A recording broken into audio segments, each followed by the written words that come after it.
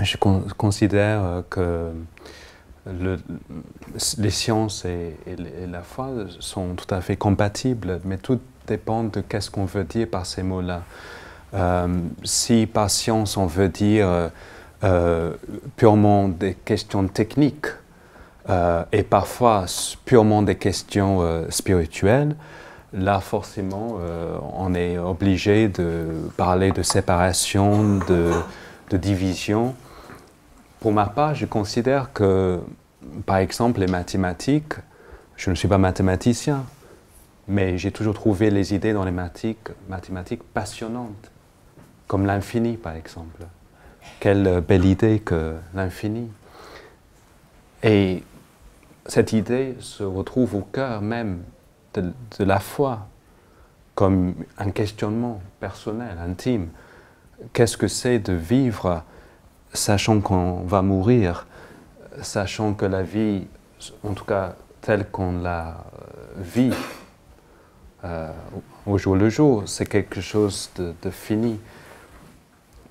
Et en même temps, on est face à la poésie, on est face à la philosophie, on est riche de toutes ces interrogations. Donc, il faut cette ouverture, je pense, pour vivre pleinement notre humanité, marcher sur les deux jambes, à la fois être dans un domaine rationnel, raisonner, réfléchir, se poser des questions, et puis aussi avoir une part de nous, je dirais depuis l'enfance, le paradis perdu, qui est notre enfance, qui est la part de rêve, d'imagination, de l'infini. Jean-Claude. Je voudrais d'abord parler de vous, de votre livre, parce que je trouve que c'est un... Moi, j'ai découvert Daniel Tammet avec, comme beaucoup d'autres, avec Je suis né un jour bleu, et j'ai été ébloui. Et je trouve, alors tous les livres sont très beaux, et je trouve le titre de ce livre, indépendamment de la foi, c'est un titre qui correspond tout à fait au livre. C'est des fragments de paradis. Et il y a une poésie, il y a une poésie extraordinaire. Et il y a quelque chose chez Daniel Tammet qui est très rare, qui est que sa poésie est souvent mêlée d'humour. Et ce mélange est extrêmement rare. Donc il y a la joie qu'apporte l'humour, et puis il y a le voyage, la profondeur, la distance qu'apporte le décalage, qu'apporte la poésie. Et je trouve que c'est très émouvant. Je dirais que c'est indépendamment de la foi, et indépendamment de la science d'ailleurs. Pour moi, c'est un livre, avant tout, quand on plonge dans ce livre, c'est un livre d'émerveillement. Et ça me faisait penser à ce que les anciens, les Grecs anciens, Platon, Aristote, disaient de l'émerveillement ou de l'étonnement. Tautomazei'n, en grec, en disant tous les deux que la philosophie, la science, commence par l'étonnement. Et que donc s'étonner, se poser des questions, trouver étrange ce qu'on croyait connaître, ce qu'on croyait familier, c'est le début de l'art, c'est le début de la philosophie, c'est le début de la spiritualité, c'est le début de la science. Et je trouve que ce livre est vraiment une ouverture devant cet étonnement, à la fois un peu amusé de temps en temps, et en permanence ébloui, émerveillé, et émerveillant et éblouissant. Einstein disait ce que vous disiez dans un de ses livres, que la plus belle expérience que nous puissions faire est celle du mystérieux, disait-il. Pas le mystère, le mystérieux. Et cette émotion puissante, disait-il, est au berceau, et près du berceau de tout véritable art et de toute véritable science. Donc c'est l'expérience du mystérieux. Et puis quelques lignes plus loin, il dit que c'est aussi, dans l'histoire de l'humanité, à l'origine du sentiment religieux, et que pour lui, dans le sentiment religieux, il y a aussi la dimension de penser qu'une partie de ce qui nous entoure est mystérieux, et que dans ce sens-là, dit-il, je suis religieux. Donc pour lui, d'une certaine façon, le mystérieux et donc l'étonnement ou l'émerveillement devant le mystérieux, c'est à la fois la source de la science, la source de l'art, la source de la spiritualité, on pourrait dire la source de la philosophie, et donc c'est des sources de différents fleuves. Et c'est vrai que ces fleuves se séparent, et c'est vrai que ces fleuves peuvent aussi se côtoyer. Et je crois, comme Daniel, que ce que nous appelons la réalité est trop riche, trop complexe, trop merveilleux pour être décrypté uniquement à l'aide d'une seule grille de lecture. Et que les sciences, la philosophie, les spiritualités, l'art contribuent à nous révéler des dimensions de la réalité, mais que c'est en les utilisant ensemble, sans les confondre, sans les superposer, qu'on révèle la richesse de la réalité. Je dirais que moins on les superpose, mais on les laisse se côtoyer, et plus par défaut, la richesse de la réalité se déploie. C'est-à-dire qu'on s'aperçoit que grâce et malgré toutes ces grilles, eh bien, il reste du mystère. Il reste des choses qu'on ne sait pas aujourd'hui, dans lesquelles on va avancer demain. Et donc je crois beaucoup, un évolutionniste que j'aime beaucoup, qui s'appelle Stephen Jay Gould, que vous connaissez sans doute, a écrit un très beau livre qui s'appelle en anglais, j'ai jamais compris la traduction du livre en français, parce que la traduction dit le contraire de ce que dit le livre. Enfin, le titre dit le contraire. Le livre s'intitule « Rocks of Ages », les rocs des âges, les rocs des époques. Et il dit que les sciences et les spiritualités ont fait partie, il y en a d'autres, les philosophies, etc., les arts, ont fait partie des rocs sur lesquels les cultures humaines se sont construites de façon différente à travers l'espace et à travers le temps.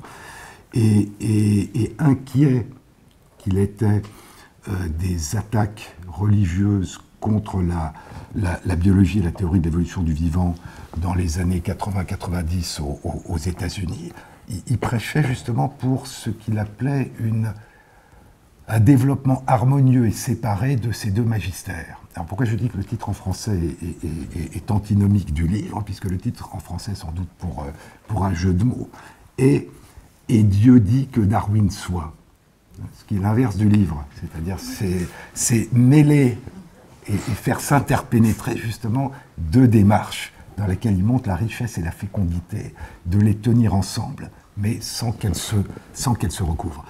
Donc si je peux dire un mot de plus sur votre livre, parce que c'est de votre livre qu'il s'agit, le livre m'a vraiment ébloui, m'a surpris d'ailleurs, parce qu'il commence comme un conte. Et ce conte, un peu comme les Mille et une nuits et Scheherazade, ne cesse, il est à la fois concis, hein, c'est pas les Mille et une nuits, mais il ne cesse de passer d'un sujet à un autre. Et donc on voyage en quelques pages.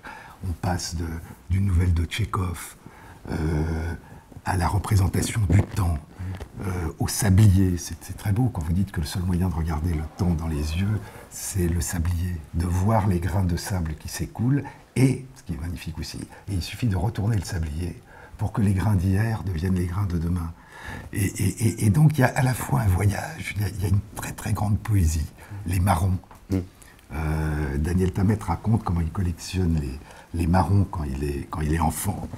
Et ces marrons, certains marrons sont des lettres. C'est la synesthésie dont vous parliez. Certains sont des lettres, d'autres sont des mots, d'autres sont des chiffres, d'autres sont d'autres représentations. Et puis il dit que lorsque des marrons sont ensemble, les différents mots créent un poème.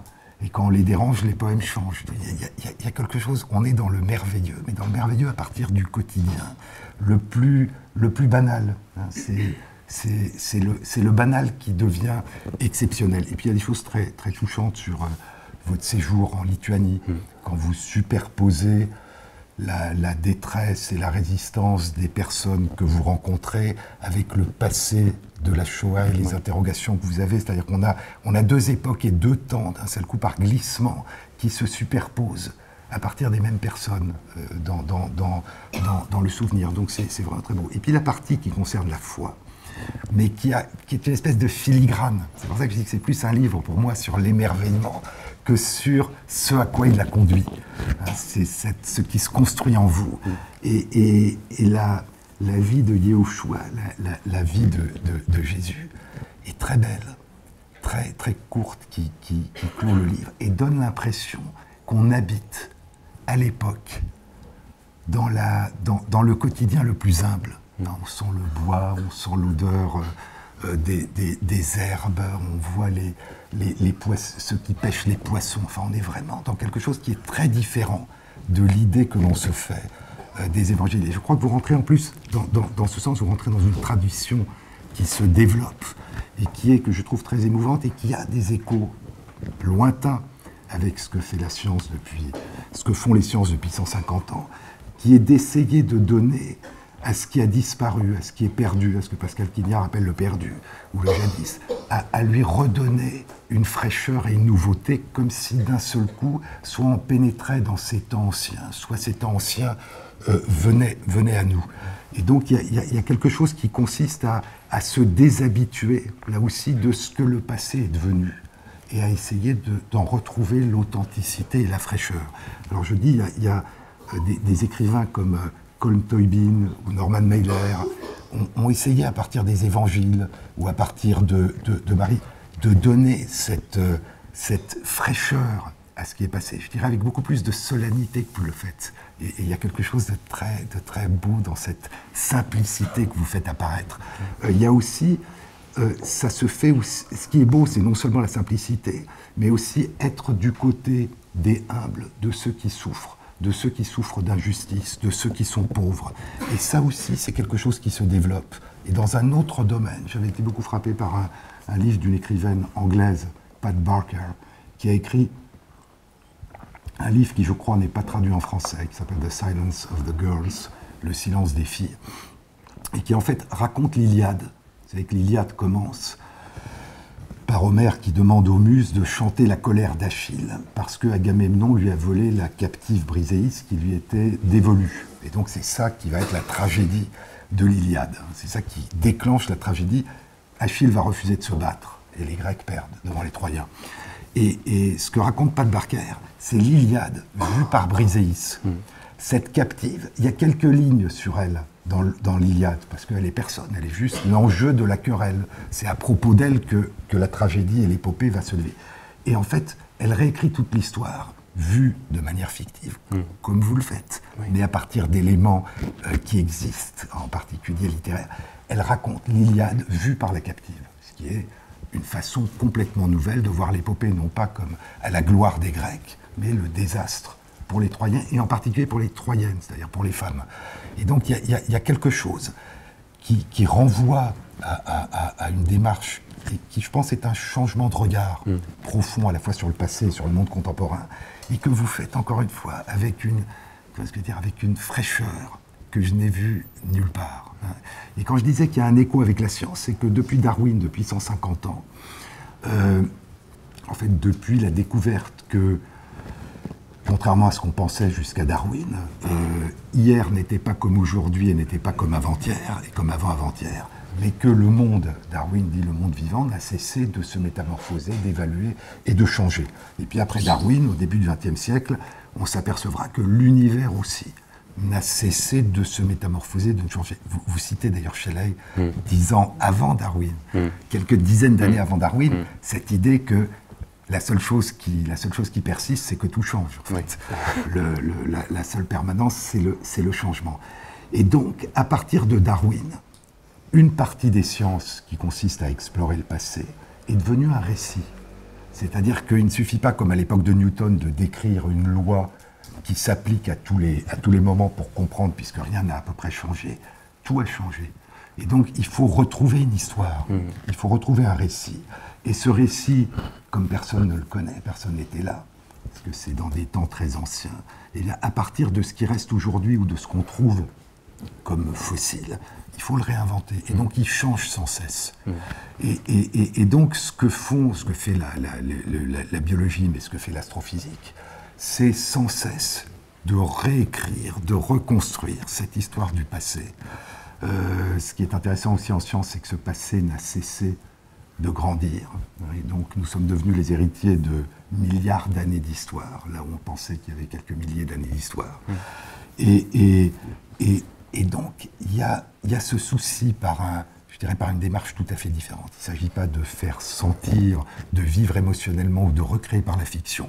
Il s'agit d'essayer, avec les éléments qui restent de manière la plus rigoureuse, de raconter ou de reconstituer l'histoire telle qu'on pense qu'elle s'est passée. Mais il y a le fait que de par cette démarche, le passé ne cesse de surgir de manière nouvelle. Et que, comme dans l'histoire des évangiles que vous racontez, eh bien, tous les 5 ans, tous les 10 ans, eh bien, nous découvrons un passé qui est nouveau, qui est frais, parce qu'il est différent. Et donc je crois que dans ce sens, il y a quelque chose qui se rejoint entre, disons que ce sont 2 démarches narratives de nature différente, qui ne disent pas la même chose, mais qui font appel toutes les 2 à quelque chose qui est commun, qui est le fait de reconstituer des histoires sur le passé. Donc je trouve que sur des tas de plans, c'est un très grand livre. Et le terme peut paraître étrange parce que on ne rentre pas dans quelque chose d'imposant, de spectaculaire, on rentre dans quelque chose d'extrêmement simple, comme si vous nous parliez à l'oreille, et puis qu'on voyait le monde qui nous entoure de manière complètement différente.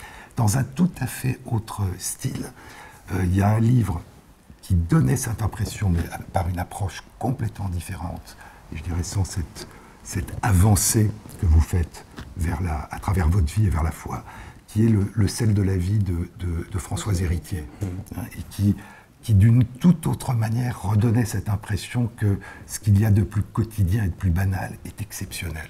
Au fond, nous vivons dans un monde exceptionnel où chaque instant, et vous le dites avec la mort, où chaque instant, au fond, a plus de prix que nous ne l'imaginons habituellement. Oui.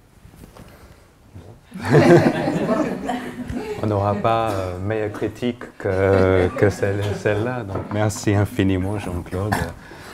Je suis très, très ému. À vrai dire, je pense que l'éditrice doit être contente aussi.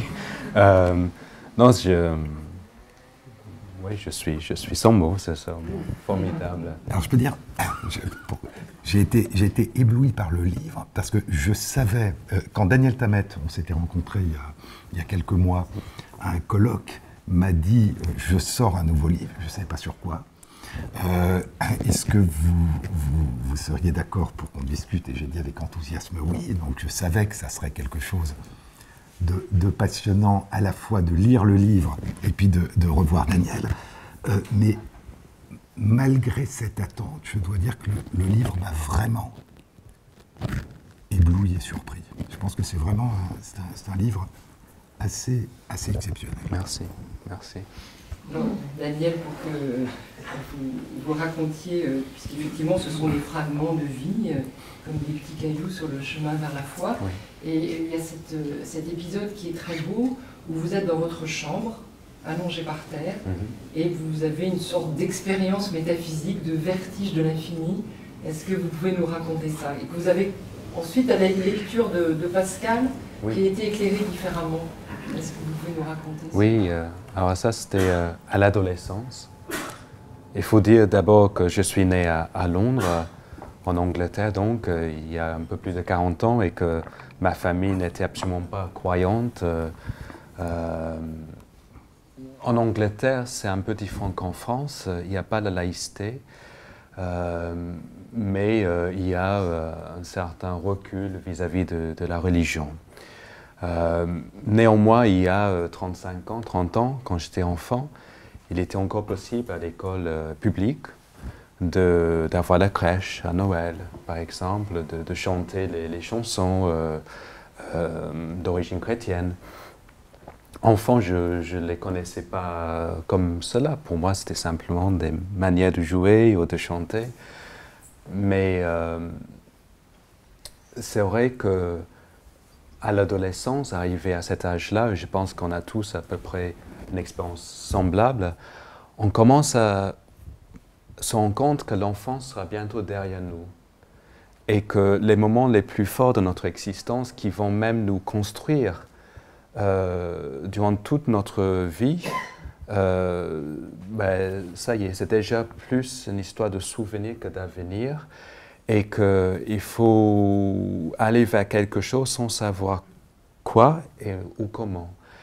Et j'avais avec mes parents des gens d'un grand amour, une grande affection pour un enfant qui ne savait pas autiste, puisque le mot autiste d'Asperger, autiste haut niveau, n'existait pas, tout simplement dans les années 80. Ils savaient seulement que j'étais très différent très sensible, assez excentrique, assez maladroit aussi, et que donc je cherchais à comprendre plein de choses, et pour ça que je parlais tellement, je réfléchissais tellement à ces questions que d'habitude passent comme cela, on n'y réfléchit même pas autant à la mort. On ne se pose pas les questions puisque ça fait partie de notre existence et c'est comme ça. Mais pour moi, je n'avais pas ce sentiment que c'est comme ça. Je me posais la question, pourquoi sans cesse? Pourquoi? En effet, c'est le fondement des sciences, aussi bien que de la foi. Et arrivé donc à l'adolescence, je me disais, mais d'abord, pour moi-même, à titre personnel, qu'est-ce que j'allais faire de ma vie?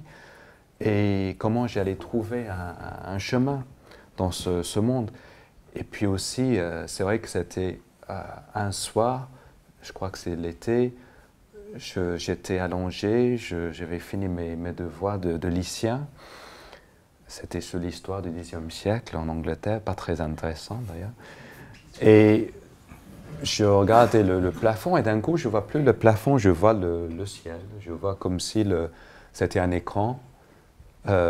Comme du cinéma en fait, en quelque sorte, et que je vois à travers le ciel et je vois tout l'univers, les galaxies, les étoiles, les planètes. Et je me dis, mais je suis quoi face à cette immensité? Comment vivre en bonne intelligence avec une telle immensité? C'est même pas que je suis rien, c'est que c'est peut-être cette immensité, finalement, qui est rien, qui n'a pas de sens. Parce que ça veut dire quoi? Ça vient d'où? On se situe comment par rapport à tout ça? Est-ce que finalement on est simplement une fiction de ce vide qui nous entoure? Et cette question m'a taraudé tellement, m'a fait perdre beaucoup de sommeil et il n'y avait en effet que la lecture pour essayer dans un premier temps d'y répondre. Je lisais les grands penseurs, je lisais les philosophes et puis j'ai eu en effet la chance de voyager. J'avais presque 20 ans et je suis parti, j'ai vécu 1 an en Lituanie, donc un petit pays balte près de la Russie, et qui faisait partie de l'Union soviétique, quelques années auparavant. Et moi, je ne savais rien de l'Union soviétique. J'arrive là-bas, tout naïf, tout complexé, très excentrique. Les gens disaient, mais il est britannique, c'est pour ça qu'il est excentrique. Et je me disais, mais qu'est-ce que j'avais une classe formidable, des élèves formidables, il fallait enseigner l'anglais. Et c'était une ironie, c'était un paradoxe aussi, parce que je me sentais pas anglais. L'anglais, pour moi, c'était pas ma langue maternelle. Je me disais jamais enfant, je suis anglais. Je me sentais toujours étranger dans ma langue. Donc, j'étais face à ces dames, et jeunes et moins jeunes, c'était comme des mères ou des grands-mères pour moi. Il fallait enseigner l'anglais. En fait, c'était elles qui m'ont appris l'anglais. J'ai appris à converser grâce à elles. On a eu des dialogues incroyables. Et elles m'ont tellement appris sur l'histoire, à la fois à l'échelle nationale, internationale, mais aussi, et c'est ça qui est fascinant, comme vous dites tellement bien, à l'échelle personnelle. Elles m'ont expliqué comment, en Lituanie, 10 ans auparavant, donc j'étais garçon à cet âge-là, je vivais déjà, je faisais partie de ce monde-là, on ne pouvait pas parler librement. La parole était taboue. Ce n'était pas simplement qu'on ne pouvait pas prononcer le mot Dievas, qui voulait dire Dieu, mais c'était qu'on ne pouvait pas dire « il fait froid dehors aujourd'hui ». Puisque pour les soviétiques, ça pouvait vouloir dire quelque chose. Que ça veut dire « il fait froid dehors ». Est-ce que c'est une interrogation sur notre système politique? Donc il y avait une sorte de censure profonde, auto-dirigée. En plus, elle ne pouvait pas parler en lituanien, il fallait parler en russe.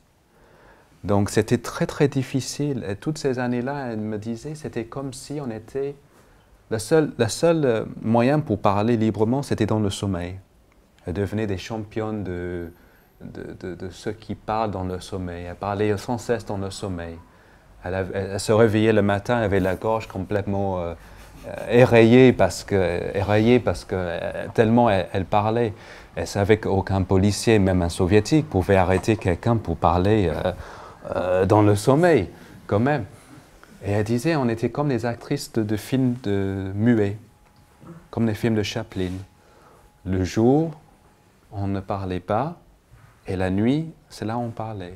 Et on mettait les mots, ce qu'on voulait dire, ne pouvait pas dire le jour. Et je trouvais ces moments-là tellement forts, tellement incroyables. Et puis en effet, j'ai découvert la Shoah. J'ai découvert le fait que je vivais à quelques rues de là où on avait massacré 200 000 personnes, 200 000 Juifs pendant la guerre. Dont des Français. Dont les Français, venus de Dancy. Et c'était, à l'échelle d'un seul pays, le pays le plus meurtri par la Shoah, plus encore que la Pologne ou l'Allemagne. Et là, j'étais à 3 rues. Et je me disais, en effet, le temps est quelque chose de tellement bizarre que je vis là et c'est comme si... et après, je rêvais. Je rêvais de ces Juifs que je n'avais jamais rencontrés, qui m'adressaient la parole dans une langue que je ne comprenais pas. Et je m'excusais en lituanien, parce que je parlais un peu lituanien. Excusez-moi, je suis anglais, je ne comprends pas, je ne peux pas vous aider. Et donc, j'ai compris plus tard qu'est-ce que c'était pour ces dames, et en fait, finalement, pour nous tous, à partir de notre statut d'humain, tout ça, être humain, qu'on vit plusieurs temps, de manière continue. On vit sans cesse l'enfance, le paradis perdu de notre enfance. On vit aussi dans une sorte d'espoir, une attente de l'avenir. On est toujours dans le questionnement, qu'est-ce qu'on va faire demain, la semaine prochaine, dans 1 an, 5 ans, 10 ans, on sera où, on fera quoi, on mangera quoi demain, on sera où dans 10 ans. Et puis on est dans une sorte de présent, mais qui n'est jamais le présent, qui est le présent qu'on partage sans cesse avec tout le monde. Et puis puisque c'est quelque chose de partagé, ça ne nous appartient pas. C'est quelque chose qui appartient à nous tous, et donc c'est quelque chose qui sans cesse, il faut partager, partager, partager. Et pour cela, il faut dialoguer. Il faut sans cesse être ouvert aux autres. Et c'est la plus belle leçon qui m'a donné ces dames lituaniennes, c'était de comprendre qu'est-ce que c'est l'ouverture. De me donner suffisamment la confiance au-delà de ma lutte passionnante avec l'autisme et le langage même, pour aller vers l'autre, de me dire qu'il n'y avait pas d'autre choix. Si je voulais vivre pleinement ma vie, d'être humain, à la fois dans les sciences, la rationalité, la raison, mais aussi bien dans le rêve, l'imaginaire, la foi peut-être, c'était nécessaire, absolument nécessaire, sans cesse d'aller vers l'autre. Et de me dire jamais j'ai la certitude de quelque chose, mais au contraire, j'ai l'incertitude, j'ai le mystère, je dois vivre dans le mystère et je dois sans cesse trouver, pas une solution, puisqu'il n'y a pas de solution à cela, mais en tout cas des débuts de réponse, des manières de... Comme s'il y a un puzzle immense qui nous échappe et chacun, au fond de vous, par rapport à vos souvenirs, votre vécu, votre réflexion, vous avez chacun une pièce, ou même plusieurs pièces. Et c'est à nous d'aller vers vous et de partager ces pièces et de voir à quel moment on peut mettre cela et pour construire ensemble et procéder après, mais qu'est-ce que ça crée comme forme, comme image? Comment interpréter cela? Qu'est-ce qu'on peut dire? Qu'est-ce que ça nous fait penser? Qu'est-ce que ça nous fait vivre après? Je voulais rebondir sur cette expérience que vous décrivez, ce moment, cet appétit que vous avez eu de lecture, qui s'est poursuivi ensuite quand vous étiez dans ce petit village du Kent, oui. Où vous installiez sous un pommier pour lire des philosophes, des vies d'hommes illustres, D'ailleurs, je voulais poser une question à Jean-Claude Amezen, parce que j'ai appris donc, dans ce livre que Darwin dressait des listes pour toute chose, des avantages et des inconvénients, et que sous l'activité être amoureux, il avait écrit comme inconvénient ça laisse moins d'argent pour acheter des livres. Il n'écrivait pas tout le temps des listes, mais pendant sa jeunesse, il revenait de son long voyage autour du monde, il faisait des listes. Et en particulier, je pense qu'il devait faire des listes quand il était un peu stressé. Et donc l'idée de la décision de savoir s'il allait se marier ou pas, je pense, la stressait. Il a fait des listes, il y avait ça. Mais il y avait aussi une comparaison dans ces listes. Quand on regarde ça rétrospectivement, c'est tout à fait étrange. Il comparait l'avantage et l'inconvénient de se marier ou d'avoir un chien. Alors, l'avantage d'avoir un chien, c'est que c'était de l'affection. Il comparait deux formes d'affection, mais sous forme de liste. Donc ça remplissait moins au niveau de l'affection, mais je crois que c'était moins cher. Enfin, il y avait tout. Et donc, il y a des listes, et c'est très drôle parce que... C'était très rationnel. Je pense que c'est quelqu'un... voilà, c'est quelqu'un qui, je veux dire, à la même époque, il avait quasiment fini de développer sa théorie de l'évolution du vivant dans des carnets secrets dans lesquels il écrivait de manière... assez synthétique, et en 2 ans, il développe sa théorie de l'évolution du vivant. En même temps, il a un autre carnet dans lequel il s'interroge sur le fait de savoir si Dieu existe ou si c'est une fiction humaine. Il s'interroge sur l'âme, il se demande si les chiens ont une âme, si les animaux ont une âme. Donc c'est une espèce de réflexion métaphysique, biologico-métaphysique. Et il est en train de faire un 3e carnet qu'il a intitulé « Vie », et dans laquelle il remonte à ses plus anciens souvenirs d'enfance, en commençant par un souvenir sur lequel il a un doute, avant l'âge de 4 ans. Bon. Et donc il fait ça en même temps. Donc c'est comme ces listes, c'est-à-dire il est tout le temps en train d'avoir des réflexions parallèles, qui lorsqu'il est en train de creuser ces sujets, paraissent tout à fait étonnantes. On le voit plonger dans des fleuves de réflexions différentes. Et quand il le fait sous forme de listes, sur des questions un peu plus quotidiennes, ça paraît hallucinant. Et je crois que c'est un peu le même procédé. C'est-à-dire qu'au fond, c'est quelqu'un qui réfléchit tout le temps. Et il ne sait pas réfléchir si ce n'est pas en comparant, en poursuivant différents fils. Et c'est vrai qu'au niveau de cette liste, il y a un effet comique du plus haut comique. Mais je pense que pour lui, c'était une façon de maîtriser son angoisse. Est-ce qu'il allait se marier, avoir des enfants, continuer à voyager, repartir? C'est la traduction comique de ce qu'il aurait pu sans doute écrire ou laisser une trace d'une toute autre manière. Et la question que je voulais vous poser, Jean-Claude Amezen, donc il y a cette très belle scène où vous racontez donc, ces séjours sous le pommier, et je voulais savoir si, pour vous recueillir ou pour réfléchir, si vous aviez un lieu qui vous inspirait particulièrement. Alors j'ai des lieux, et en particulier, des lieux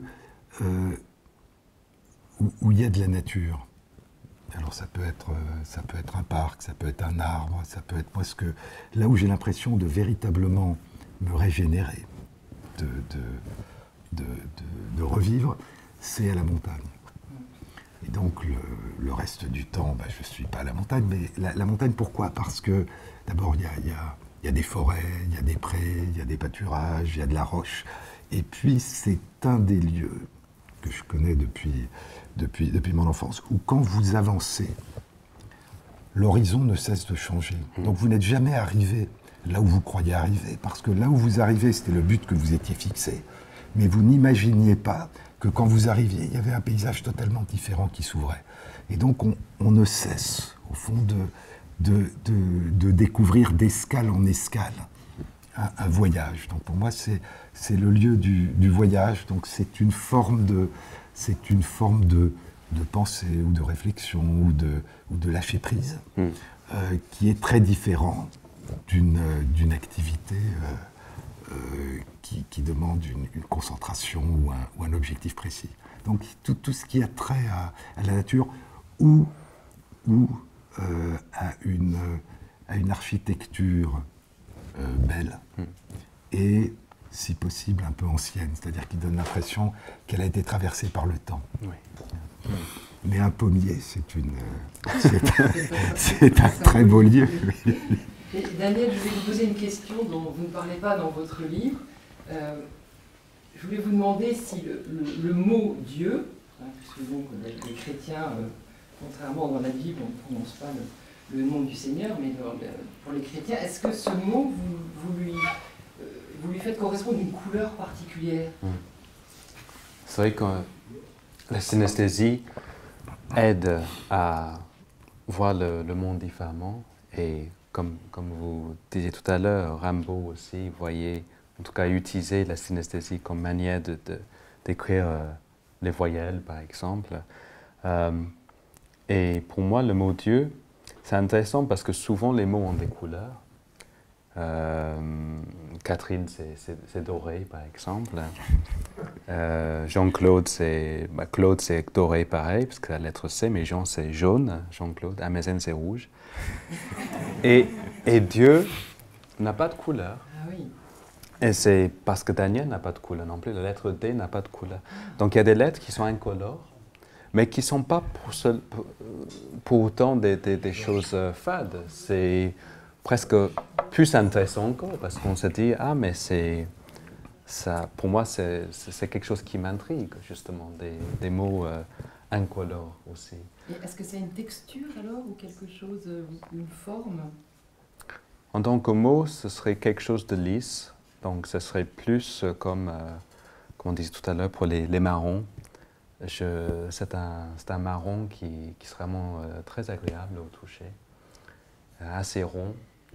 Et j'imagine que la première fois que j'ai vu le mot Dieu, parce qu'on ne lisait pas la Bible enfant, ça a dû être sous un marronnier. J'ai dû trouver le mot un jour Mais et Daniel, le palper. donc vous avez trouvé God. Oui. Oui. Et donc, quelle est la couleur de God? Oui. Alors, God, en effet, en anglais, on dit God. Alors, God, c'est vert. Un vert plutôt clair. Et donc, oui, j'ai dû chercher ce mot, mais je pense qu'aussi même le mot Dieu, parce que à partir de l'âge d'11 ans, je commençais à apprendre le français. Et j'ai le souvenir d'avoir une toute dernière fois, à l'âge d'11 ans, passé quand même quelques moments sous un marronnier. Et peut-être, je n'ai pas la certitude, mais j'ai l'impression d'avoir vu quand même le mot Dieu aussi. C'était l'un des premiers mots que j'apprenais en français. Et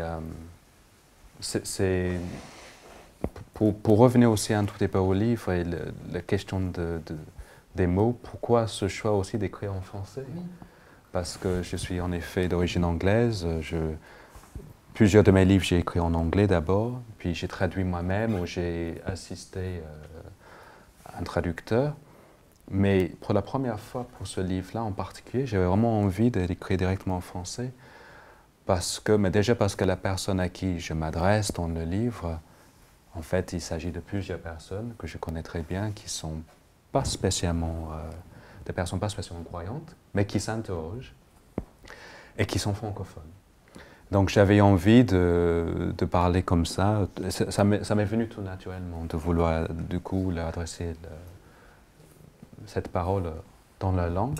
Comme une lettre, là c'est le sous-titre, c'est une lettre. Oui, comme une lettre. Un ami non-croyant. Oui. Et puis aussi dans l'idée de vraiment être au plus près de... J'ai la chance d'avoir beaucoup de lecteurs en France depuis le début de ma carrière. Et j'avais vraiment envie de... Je dois beaucoup à la langue française, à la France. Ça fait plus de 10 ans que je vis ici. C'est l'un des rares pays qui respire encore la littérature, où l'écrivain a une vocation réelle dans la société. Et à partir de ce moment où j'ai senti cette vocation, je me disais que voilà, la France était mon pays, le français ma langue. Et donc c'était aussi une manière pour moi et puis aussi pour aller plus loin dans cette réflexion, de me dire que comme la foi, ce n'était pas quelque chose que j'ai en héritage, ce n'est pas quelque chose que mes parents m'ont donné. Et non plus la langue française, il me semblait, pour parler de la foi, de manière la plus directe, la plus authentique, la plus humaine possible, c'était le choix qui s'imposait à mes yeux de vouloir écrire ce texte en français directement. Et j'avais une dernière question. Dans un des fragments de votre livre, vous racontez cet épisode, vous êtes collégien, et dans le cadre des rencontres avec des personnes extérieures au collège, Oui. il y a un couple qui vient, un jeune couple, un brun et une blonde. Oui. Ils sont croyants, ils viennent témoigner de leur foi, ils jouent de la guitare. Ils sont gnangnans, vous dites. Oui. Et les collégiens se moquent beaucoup d'eux, assez méchamment. Et vous êtes touchés par ça, parce que vous avez subi beaucoup de railleries, vous aussi. Et aussi par ils disent que tout le monde a de la valeur, tout le monde est important, et ça vous touche. Et je me demandais, Jean-Claude Amezen, dans le milieu scientifique, quand on est un scientifique et qu'on est croyant, est-ce qu'on est raillé aussi? Je crois pas. Je crois pas. Il y a beaucoup de scientifiques qui sont croyants et qui ne parlent pas de leur foi. Ouais. Je veux dire, ils sont croyants à titre personnel, comme une activité privée. Mais il y a des scientifiques qui sont croyants et qui le disent, et pour eux, ça fait partie de leur personnalité, des raisons pour lesquelles ils font de la recherche. Et je ne crois pas, non, je ne crois pas. Je crois que, d'une manière générale, c'est ce que dit Daniel d'ailleurs, c'est-à-dire la multiplicité, non seulement des approches, mais la multiplicité des combinaisons qu'il peut y avoir chez une personne, devient, en tout cas, je dirais, dans certains milieux, dans certains environnements, beaucoup plus ouvert. C'est-à-dire que il y a de moins en moins de formalisme et de guide. Pour être un bon scientifique, il faudrait être non-croyant, habillé en bleu, mesuré, etc., etc. Donc je crois qu'il y a un contraste entre une société et une grande partie du monde qui se cabre dans des intolérances, dans des fanatismes, dans des rigidités de plus en plus grandes, dans des exclusions, dans le fait de ne pas vouloir, le contraire de ce que vous disiez, entendre l'autre, et donc dialoguer, donc apprendre de l'autre et apporter quelque chose à l'autre. Et puis il y a des environnements, l'écriture, la recherche scientifique, d'autres, dans lesquels au contraire il y a une ouverture, une acceptation, je dirais même une appétence de ce que la singularité des autres peut vous apporter. Je pensais, en vous écoutant sur ce que vous disiez, qui est très joli, sur les pièces que l'on apporte. Paul Ricoeur, de manière beaucoup plus abstraite, Paul Ricoeur définissait l'éthique, la démarche éthique de cette façon, en disant qu'on entre véritablement en éthique quand, à l'affirmation par soi de sa liberté, je suis libre, on ajoute l'affirmation de la volonté que la liberté de l'autre soit. Je veux que ta liberté soit. Donc il y a cette idée que la liberté, c'est quelque chose qui se co-construit. C'est pas l'idée habituelle que la liberté de l'un s'arrête là où commence la liberté de l'autre, ce qui est important, c'est-à-dire ce qui évite de contraindre.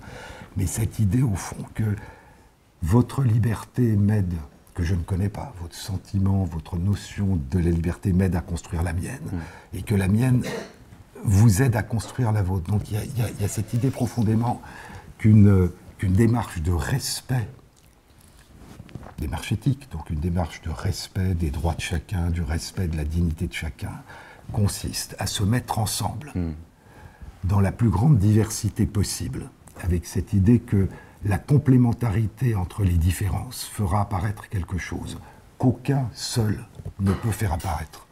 D'où la si maintenant je glisse de la recherche scientifique à ce que vous évoquiez au début, qui est la démarche éthique.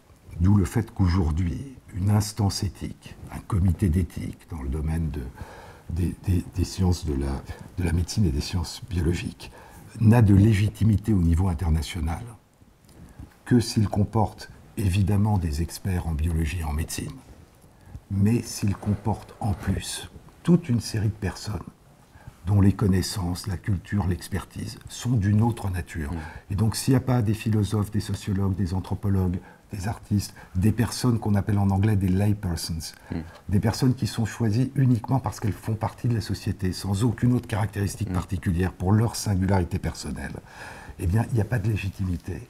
Parce que quand on s'interroge sur les droits de la personne, et pas sur les questions techniques, eh bien, c'est simplement en se mettant tous ensemble dans la différence et dans la diversité qu'on peut espérer faire émerger, comme dans la recherche, dans ce qu'on appelle la recherche transdisciplinaire. On sait que la recherche transdisciplinaire, quand des physiciens et des biologistes, quand des chimistes et des mathématiciens se mettent ensemble, ça fait naître en général des choses très intéressantes. C'est très difficile à obtenir de la recherche transdisciplinaire. Pourquoi ? Parce que les chercheurs d'une discipline pensent que les autres doivent les aider à trouver. Ils ne pensent pas qu'il faut se mettre ensemble à égalité et élaborer de l'inconnu. On dit, tiens, ça serait bien que le physicien m'aide, moi, biologiste, à résoudre le problème que je me suis posé. Donc c'est de la prestation de service.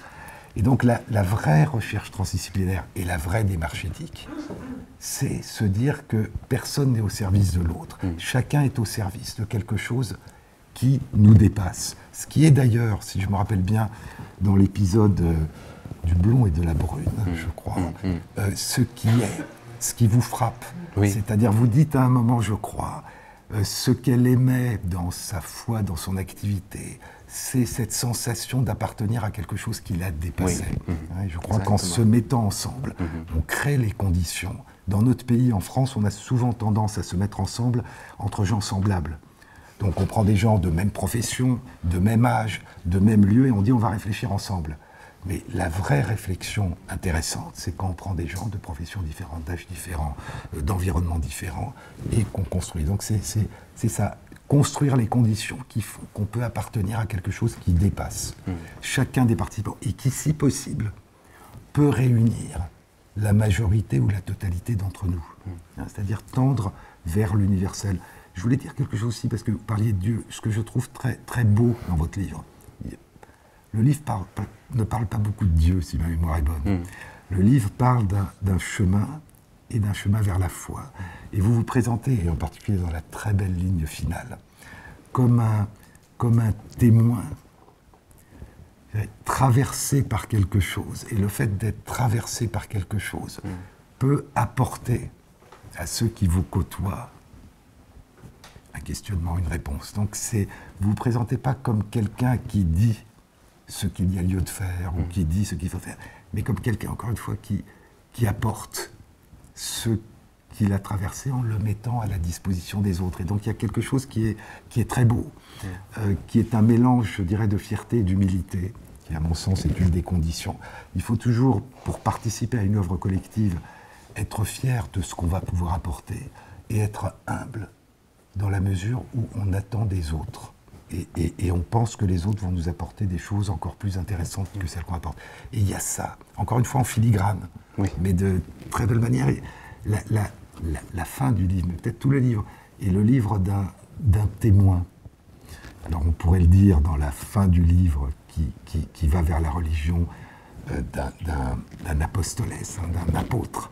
Mais je dirais d'une manière générale, si on va du début à la fin du livre, c'est un témoignage sur, ce que vous dites à un autre moment, sur un paysage intérieur qui ne cesse de se construire et de se modifier en relation avec les autres. Merci beaucoup, Jean-Gaudin Medem. Merci. Merci.